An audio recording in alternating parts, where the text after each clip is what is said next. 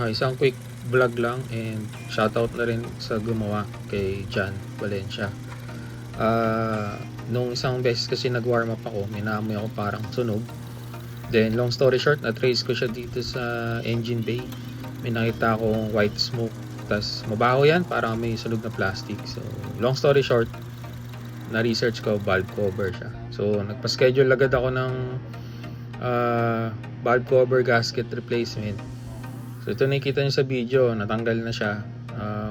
Yung service pala na kinuha ko is bukod sa valve cover gasket replacement, since binuksan na rin, binaklas na, sayang naman kung ano yung effort. So pati yung valve adjustment pinagawa ko na din. Tas yung throttle body cleaning, pati idle relearn, kasama na rin yun. So lahat na. Madali na makausap si Sir John, mabilis. Noong una inisip ko baka ay DIY, so di pala, komplikado pala tong clearance adjustment. Siguro madaling maaaral ko rin eventually, pero may iniikot pa pala yan kasi yung timing niya ilalapat or sinasakto pa. So di ko na videoan yung throttle body cleaning, pero kasama yon, pati yung relearn.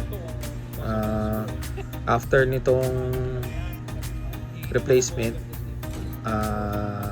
i-start namin yung engine, musok ng konti kasi may mga natira pang langis yan dyan. Yung tinuturo ko yan, nagpapa-explain lang ako ano yung kung saan ko nakita yung usok majority. Kasi ito yung valve cover and nakakapit pa yung lumang gasket dyan. So yan, tinuturo ko dyan, mostly lalabas yung manipis na, kailangan na talaga palitan. 100,000 kilometers, kaka 100k lang.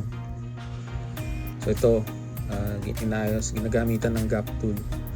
Siguro if ever may time kayo, kahit di pa nasisira, baka okay na papalitan na rin kasi 10 years na rin.